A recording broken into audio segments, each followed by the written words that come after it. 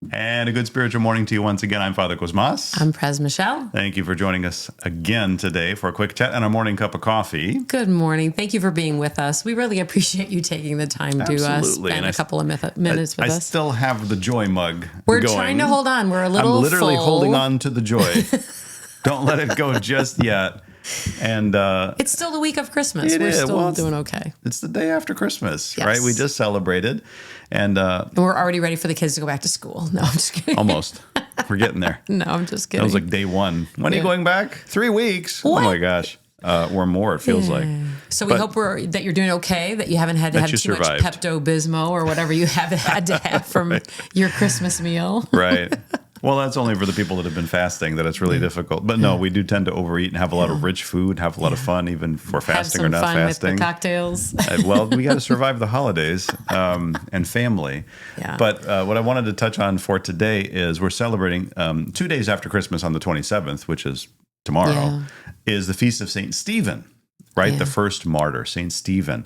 So, and his story is recorded in the book of Acts, and his martyrdom in the book of Acts. And so I thought this interesting sort of mix, right, of martyrdom, which is this horrible. Yeah. He's stoned. People don't like to think about. No, he's literally, they throw stones at him until he's killed.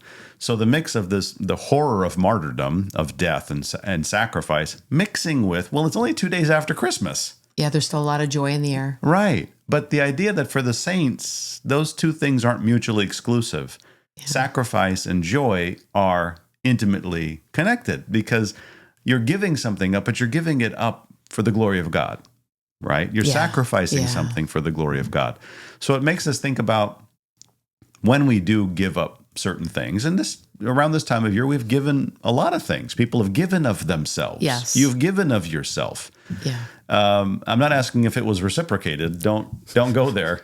But you hosted, you cooked, you people decorated. Come and stay with you. People stay with you. Mm-hmm. People impose on you.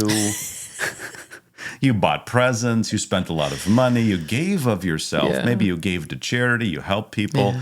You try to help people. Sometimes it's not very well received. That So you happens. might be a little worn out, right? You might be feeling a little bit exhausted. Sometimes the sacrifice that you're offering, that sort of martyrdom with a little m, the little small sacrifices that we offer regularly in the spiritual life, they can sort of suck the joy away.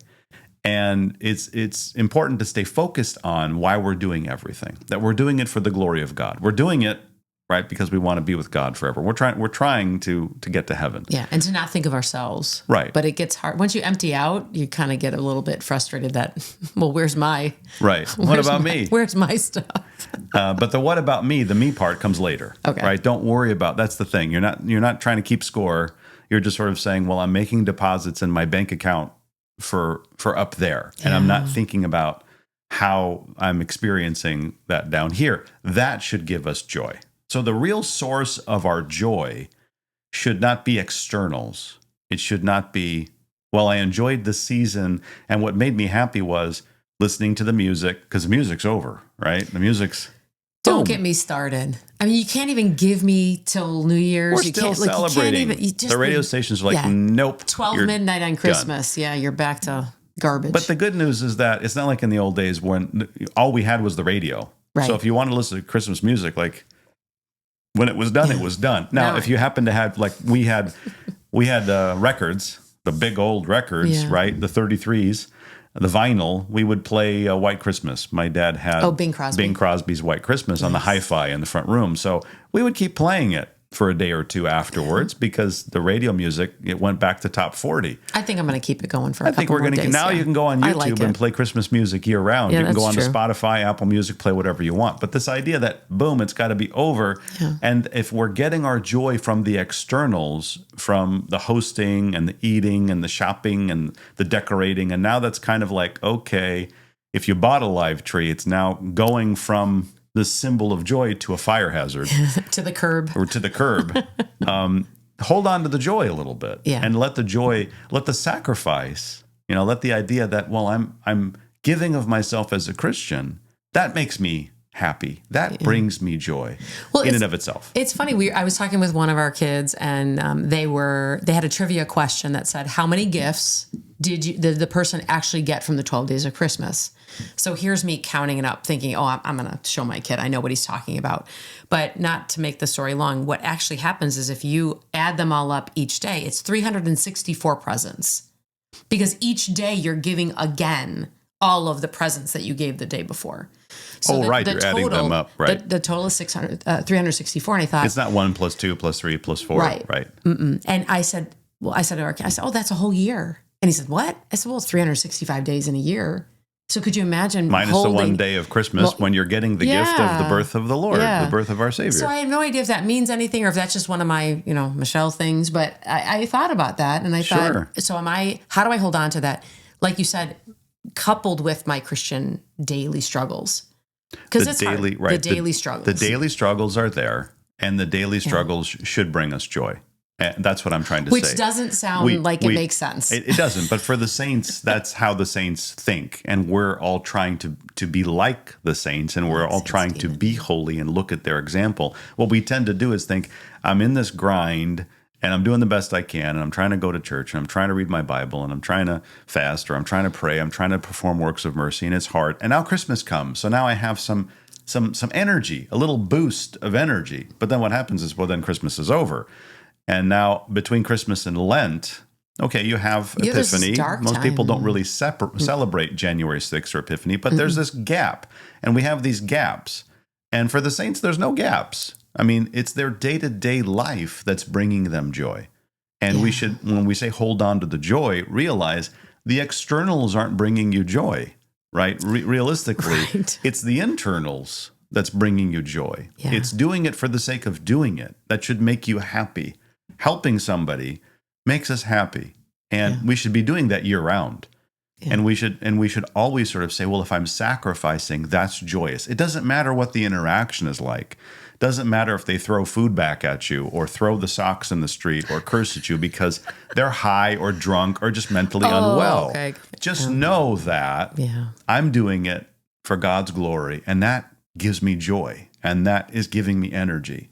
And that's kind of one of the ways that we keep the joy of the season. And in the regular interactions, did you think that I meant family? Yeah. Sorry. That was the next point. He knows I got confused. We got together. Yeah, I confuse people. I do that professionally. We got together for holidays. We all do. And we see family. And then it's like, okay, we've checked a box. Don't have to deal with these people again till Easter, right? We've sort of checked that box. It's like Christmas, Easter, then what? A wedding or something. Weddings or things like that. You don't count those because those kind of they're random movable dates. But it's kind of like most people don't really do 4th of July. But you might maybe 4th of July, Memorial Day, Labor Day, here or there. Those are smaller ones. You can get out of those. No, we're traveling. No. But like Thanksgiving, Christmas, Easter, those are the big boxes we check off. Like we have to be together. And again, it should bring us joy. The people that you just saw, that you sort of say, gosh, I'm not going to see them for how long? You can pick up the phone or you can text them and you can sort of say, hey, it was great to see you. Even if it wasn't. Maybe rekindle a relationship that you... Just sort of say, well, that can make me feel good. To just sort of say, it was good to see you. Wish we got together more often. Hope you're doing well. Wish I talked to you more. Yeah. Let's talk more. Maintain those relationships. Again, have joy throughout the year and let that joy be sustained through, because that's not easy to do. That's a little, like I said, that's a martyrdom in a sense with a little M, that you're making a sacrifice to sort of reach out to somebody that it might not be easy to deal with, but I'm going to try. I'm going to try and just reach out a little bit, say hi. It's not like, we're going to go vacation together, but it's just sort of, hey, how are you? And it was good to see you, and try do that throughout the year. Yeah, like you're saying, the optimism or the hope of the holiday, saying this year it'll be better.